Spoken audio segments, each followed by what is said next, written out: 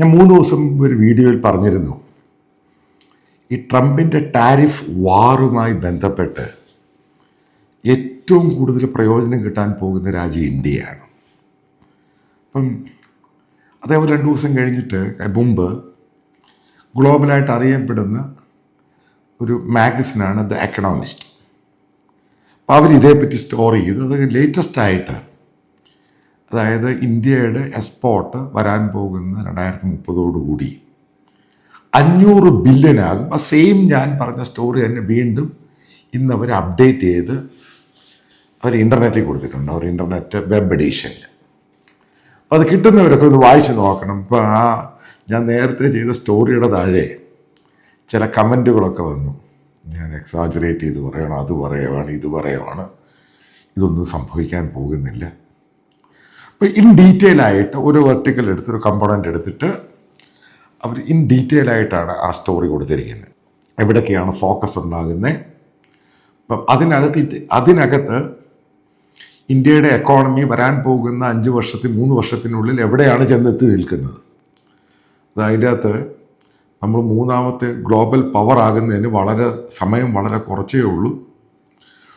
ആ ഒരു പോക്ക് മുന്നോട്ട് പോവുകയാണെങ്കിൽ ചിലപ്പോൾ നമ്മൾ അമേരിക്കയുടെ തൊട്ട് താഴെ തന്നെ വരാൻ പോകുന്ന 10 വർഷത്തിനുള്ളിൽ വരാൻ പോകുന്നു.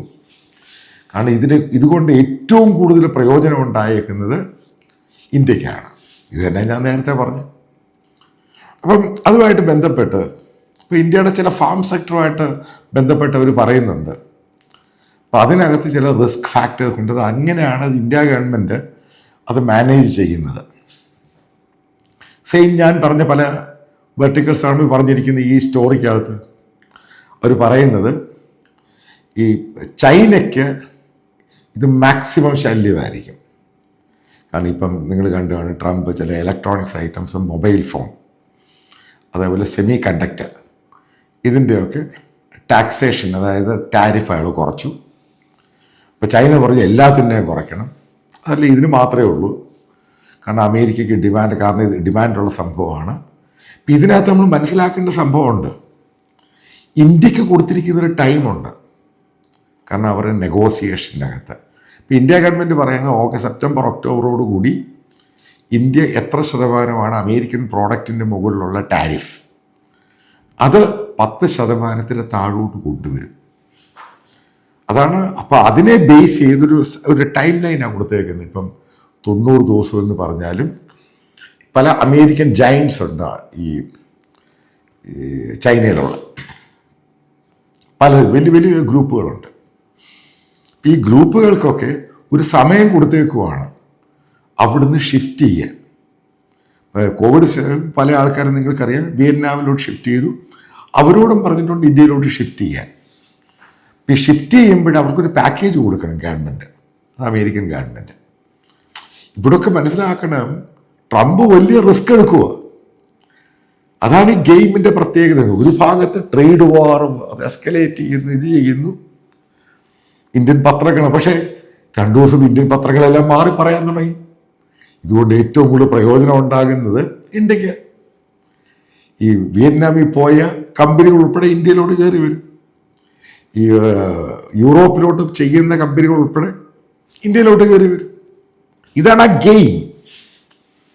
ഇത് international geo political strategical game കണ്ടാലേ മനസ്സിലാക്കാൻ സാധിക്കൂ എന്താണ് ട്രംപ് ഉദ്ദേശിക്കുന്നത്, എന്താണ് അമേരിക്കൻ അഡ്മിനിസ്ട്രേഷൻ്റെ പ്ലാൻ ചൈനയെ തകർക്കാൻ. അത് സിമ്പിളാണ് ഞാൻ ഈ പറയുന്നത്. ഒരാളെ തകർന്നാലേ മറ്റൊരാൾ രക്ഷപ്പെടുത്തുള്ളൂ. ഇതിനകത്ത് ചൈനയെ തൊലയ്ക്കും, അവിടെ നിന്നുള്ള സാധനങ്ങളെല്ലാം ഫാക്ടറികളും മാനുഫാക്ചറിങ് സംഭവം ഇന്ത്യയിലോട്ട് മാറ്റും. അപ്പോൾ അതിന് ടൈം ഫ്രെയിം ഉണ്ട്. അപ്പോൾ ടൈം ഫ്രെയിം അനുസരിച്ച് ഇത് മാറിക്കൊണ്ടിരിക്കും. ഇവിടെയാണ് ആ ഗെയിം ചേഞ്ചർ എന്ന് പറയുന്നത്. ഇന്ത്യ എത്രമാത്രം പ്രൊആക്റ്റീവായിട്ട് ട്രംപ് അഡ്മിനിസ്ട്രേഷനുമായിട്ട് മുന്നോട്ട് പോകും.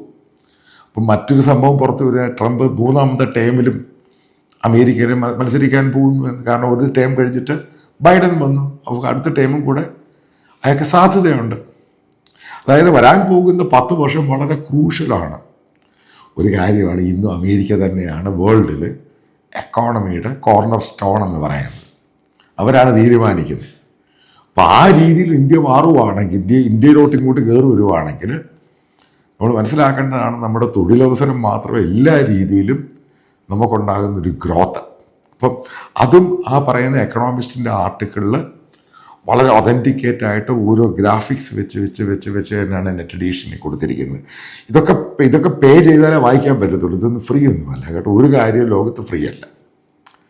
ഇതുമായി ബന്ധപ്പെട്ട് ഇന്ത്യയിൽ വരാൻ പോകുന്ന ദിവസങ്ങളിൽ, അതായത് സ്പെക്കുലേഷനല്ല, ഈ സ്റ്റോക്ക് മാർക്കറ്റ് ഭയങ്കരമായിട്ട് ബൂം ചെയ്യും. നിങ്ങൾ മനസ്സിലാക്കേണ്ട ഒരു സംഭവമുണ്ട്. ഒരു 2-3 മാസം മുമ്പ് ഇന്ത്യയിൽ വന്നിരുന്ന ഇൻവെസ്റ്റ്മെൻറ്റ് മുഴുവൻ അമേരിക്കയിലോട്ട് പോകുന്നു, അവിടെ നേരെ ചൈനയിലോട്ട് പോയി. നിങ്ങൾക്ക് ഓർമ്മയുണ്ടായിരിക്കും അത്. ഇനിയും തിരിച്ച് റിവേഴ്സ് ഉണ്ടാകുന്ന ചൈനയിൽ വന്നിരിക്കുന്ന ഇൻവെസ്റ്റ്മെൻറ്റ് മുഴുവൻ ഇന്ത്യയിലോട്ട് കയറി വരും. കാരണം ചൈനയ്ക്ക് വേറെ ഇവിടെ ഒന്നും മാർക്കറ്റ് ഓപ്പൺ ചെയ്യുക എന്ന് പറയുന്നത് ഈ പറയുന്നത് സിമ്പിളല്ല. ഇപ്പം അമേരിക്കൻ ബയേഴ്സ് എന്ന് പറയുന്നത് അതേപോലെ ബൈയിങ് ക്ലാസ്സിനെ കിട്ടുക എന്ന് പറയുന്നത് വലിയ പാടാണ്. കാരണം മാർക്കറ്റ് ഉണ്ടാക്കിയെടുക്കുന്ന ചെറിയ സിമ്പിൾ കാര്യമൊന്നും അല്ല. ഇവിടെ നിങ്ങൾ ഞാൻ ഈ പറയുന്ന ഇന്ത്യ ഫസ്റ്റ് എന്ന് പറയുമ്പോൾ ടാരിഫ് ഉണ്ടാകും, ലോകത്തൊക്കെ പ്രശ്നം ഉണ്ടാകും, ഇതൊക്കെ യൂഷ്വലാണ്. പക്ഷെ ഇതുകൊണ്ട് നമുക്കെന്താണ് പ്രയോജനം എന്നുള്ളതാണ് അൾട്ടിമേറ്റ് ആയിട്ടുള്ള ക്വസ്റ്റ്യൻ. ഇവിടെയാണ് ട്രംപും മോദിയുമായിട്ടുള്ള ബന്ധം. ഇവിടെയാണ് ഈ പറയുന്ന അമേരിക്കയ്ക്ക് ചൈന എന്ന് പറഞ്ഞ രാജ്യത്തോട് 1% പോലും താല്പര്യമില്ല. അതായത് ഫ്യൂച്ചറിൽ വരാൻ പോകുന്ന പല ഇൻവെസ്റ്റ്മെൻറ്റ് ഇൻക്ലൂഡിങ് എലോൺ മസ്ക് പോലും തിങ്ക് ചെയ്യും. കാരണം അവിടെയുള്ള ഈ ബാറ്ററിയുടെ ഫാക്ടറിയോ അതും ഇതുമൊക്കെ ഇവിടുന്ന് മാറ്റാനുള്ള സംഭവങ്ങളും വളരെ തകൃതിയായിട്ട് നടക്കുന്നു എന്നാണ് അറിയാൻ സാധിക്കുന്നത്. അപ്പം ഏത് രീതിയിലാണ് ഇന്ത്യൻ അഡ്മിനിസ്ട്രേഷൻ ഇതുമായിട്ട് മുന്നോട്ട് പോകുന്നത്, അപ്പം അതിനെ ബേസ് ചെയ്തിരിക്കും മുന്നോട്ടുള്ള നമ്മുടെ പോക്ക്. അതായത് മനസ്സിലാക്കുക, ഞാൻ ഈ ചൈനയും അമേരിക്കയും ഈ വിയറ്റ്നാമും ഒക്കെ ഞാൻ നേരിട്ട് കണ്ടതിൻ്റെ പേര് പറയുകയാണ്. ഈ ചൈനയിലൊക്കെ ഉണ്ടായ കഴിഞ്ഞ ഈ അവിടെ ലിബറലൈസേഷൻ, അവിടെ കമ്മ്യൂണിസമൊക്കെ മാറിയ ശേഷമുള്ള മാറ്റങ്ങൾ അവിടെ ചെന്ന് കണ്ടാലേ മനസ്സിലാക്കാൻ സാധിക്കും. എന്നിട്ട് ഹിസ്റ്ററി വായിക്കണം. അപ്പോൾ ആ രാജ്യത്തിൻ്റെ ഒരു ഗതികെട്ട രീതിയിലോട്ടാണ് മുന്നോട്ട് പോകുന്നത്. ചൈനയിൽ ഒരിക്കലും ഈ പറയുന്ന അവിടെ ഉണ്ടായിരിക്കുന്ന ആ പ്രശ്നം, വരാനുള്ള ദിവസങ്ങൾ ഉണ്ടാകുന്ന എക്കണോമിക് ക്രൈസിസ്, അവിടുത്തെ ഗവൺമെൻറ് ഒന്നും താങ്ങാനൊന്നും പറ്റത്തൊന്നുമില്ല. ഈ പറയുന്ന പല യൂറോപ്യൻ രാജ്യങ്ങളും ചൈനയോട് പ്രേമം കാണിച്ച് അവരെല്ലാം അങ്ങ് വിഡ്രോ ചെയ്തു. കാരണം ആർക്കും ചൈനയോട് താല്പര്യമില്ല, പേടിയേ ഒന്ന്.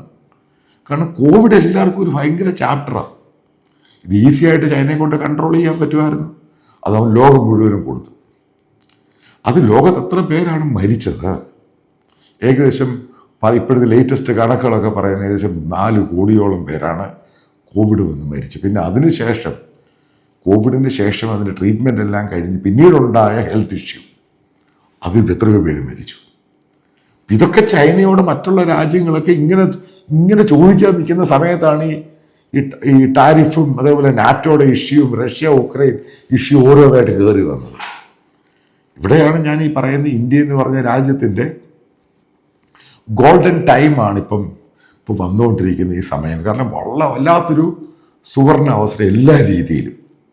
ട്രംപ് അവിടെ ഇരിക്കുന്നു, മോദി ഇവിടെ ഇന്ത്യ ഭരിക്കുന്നു, മോദിക്ക് മറ്റുള്ള രാജ്യങ്ങളുമായിട്ടുള്ള ബന്ധം. ഇന്ത്യ വളരെ ക്രൂഷ്യലായിട്ട് ഗ്ലോബൽ എല്ലാ കാര്യത്തിലും എല്ലായിടത്തും ഇൻ്റർവ്യൂൻ ചെയ്യുന്നു. നമുക്ക് പെട്ടെന്ന് 1-2 ദിവസം കൊണ്ട് എല്ലാ മീഡിയയും മാറ്റി എഴുതി. ഇതുകൊണ്ട് ഏറ്റവും കൂടുതൽ പ്രയോജനം ഉണ്ടാകാൻ പോകുന്ന ഇന്ത്യക്കാണ്. ഇന്ത്യയുടെ എക്കോണമി ആണെങ്കിലും ഇന്ത്യയുടെ ലൈഫ് ലിവിങ് ഇന്ത്യക്കാരുടെ ഫർദറായിട്ട് പോകുന്ന ശൈലി മുഴുവനും. കാരണം ഇന്ത്യക്ക് ചൈനയെക്കാളും മറ്റൊരു അഡ്വാൻറ്റേജ്, കാരണം ഇന്ത്യ ജനാധിപത്യ രാജ്യവും, കാരണം ഇന്ത്യ എല്ലാവരും അക്സെപ്റ്റ് ചെയ്യുന്ന രാജ്യമാണ്. പിന്നെ ഇന്ത്യക്കാർ ഇഷ്ടം പോലെ അമേരിക്കയിലും ലോകത്ത് പല രാജ്യങ്ങളിലുമുണ്ട്. അതായത് ഞാൻ വീണ്ടും ഇത് ആവർത്തിക്കുന്നൊരു പോയിന്റ്, നമ്മൾ ഇന്ത്യക്കാർ ലോകത്ത് പലയിടത്തും പഠിക്കാനൊക്കെ പോയി അവിടെ സെറ്റിലായി. കാരണം ഇവിടെ തൊഴിലവസരമില്ല, സ്റ്റാർട്ടപ്പ് ഇല്ല. ആ സംഭവങ്ങളൊക്കെ വരാൻ പോകുന്ന 2-3 മാസത്തിനുള്ളിൽ അത് ഡയറക്റ്റായിട്ട് റിഫ്ലക്റ്റ് ചെയ്യാൻ പോകും ഇന്ത്യൻ മണ്ണിൽ. ഇപ്പം ഇന്ത്യയിൽ കിട്ടുന്ന അത്ര ഓപ്പർച്യൂണിറ്റി ലോകത്തൊരു രാജ്യത്തും കിട്ടില്ല. അങ്ങോട്ടാണ് കാര്യങ്ങളുടെ പോക്കെന്ന് പറയുന്നത്. കാരണം ബില്യൺസ് ആണ് ഇന്ത്യയിൽ വരുന്ന ഇൻവെസ്റ്റ്മെൻറ്റ്. അതേപോലെ കമ്പനികൾ വരുന്നു. അതായത് ഇന്ത്യയിൽ ലോകത്തുള്ള എല്ലാ കമ്പനികളുടെ power house, power manufacturing hub എന്ന് പറയുന്നത് നമ്മുടെ ഭാരതം, നമ്മുടെ ഇന്ത്യയായിട്ട് മാറുകയാണ്. ഇതിനെ എതിർക്കുന്ന സുഡാപ്പികളും കമ്മ്യൂണിസ്റ്റുകാരും ചില കോൺഗ്രസ്സുകാർക്കും ഇത് ഇഷ്ടപ്പെടത്തില്ല. കാരണം ഇന്ത്യയുടെ എക്കണോമിക് ഫ്രീഡം, എക്കണോമിക് റവല്യൂഷൻ വരാൻ പോകുന്ന ദിവസങ്ങളിൽ ഉണ്ടാകാൻ പോവുകയാണ് ഇന്ത്യയുടെ എല്ലാ തലങ്ങളിലും. പക്ഷേ ഐ എം നോട്ട് ഷുവർ കേരളത്തിൽ ഇതെല്ലാം റിഫ്ലക്റ്റ് ചെയ്യാനും വൃത്തികെട്ട കമ്മ്യൂണിസവും വൃത്തികെട്ട കോൺഗ്രസും ആ രീതിയിൽ ഭരിച്ച് കേരളത്തെ ഏതാണ്ട് കോളവാക്കി വെച്ചേക്കുകയാണ്.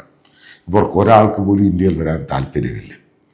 കാരണം ഈ പറയുന്ന ഗ്ലോബൽ ജയൻസിനൊന്നും കേരളത്തിലുള്ള 1% പോലും താല്പര്യമില്ല.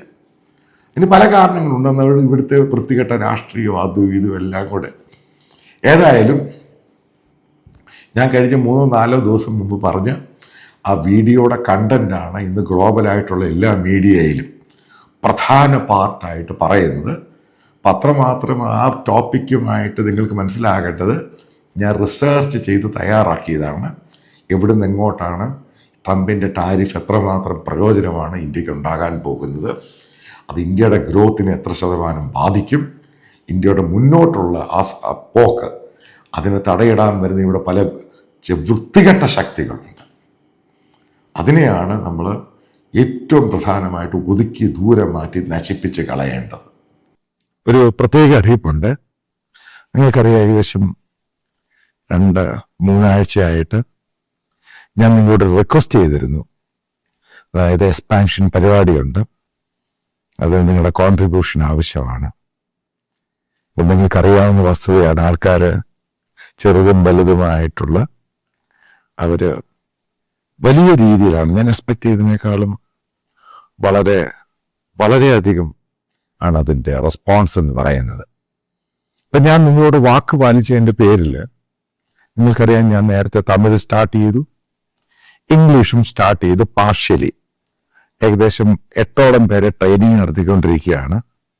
ഏകദേശം ഒരാഴ്ച കഴിയുമ്പോൾ അത് ഫുൾ ഫ്ലഡ്ജ് ആയിട്ട് ഇംഗ്ലീഷും സ്റ്റാർട്ട് ചെയ്യും. അതിനകത്ത് വേറെ ന്യൂസ് ആങ്കേഴ്സും ന്യൂസ് പ്രസൻറ്റേഴ്സും ഒക്കെ ഉണ്ടാകും. ഇനി മലയാളത്തിലും ഉണ്ടാകും. അതിൻ്റെ ട്രെയിനിങ്ങിന് ആളെ എടുക്കണം. പിന്നെ ഹിന്ദി അടുത്ത മാസത്തോടുകൂടി ഹിന്ദി സ്റ്റാർട്ട് ചെയ്യും. അതേപോലെ തന്നെ ബംഗാളി, കാരണം ഞാൻ കേരളത്തിനേക്കാളും കുറച്ച് പോപ്പുലർ ബംഗാളിലായി ശാരദ സ്കാമുമായിട്ട് ബന്ധപ്പെട്ട് ബംഗാളി സ്റ്റാർട്ട് ചെയ്യും. വരാൻ പോകുന്ന 2-3 മാസത്തിനുള്ളിൽ ഏകദേശം 6-7ഓളം, ഇൻക്ലൂഡിങ് കന്നഡ ഉൾപ്പെടെ, തെലുങ്ക് ഉൾപ്പെടെ, മറാഠ ഉൾപ്പെടെ ഭാഷകളിൽ നിങ്ങൾക്ക് ഇതിൻ്റെ കണ്ടന്റും വീഡിയോകളും വ്യത്യസ്തമായ ഭാഷകളിൽ ഉണ്ടായിരിക്കുന്നതായിരിക്കും. സഹകരിച്ച എല്ലാവർക്കും വീണ്ടും നന്ദി പറയുവാൻ വാക്കുകളില്ല. ഇതിൻ്റെ താഴെ എവിടെയാണ് കോൺട്രിബ്യൂട്ട് ചെയ്യുന്ന ഡീറ്റെയിൽസ് ഉണ്ട്. വീണ്ടും നന്ദി പ്രകാശിപ്പിക്കുന്നു.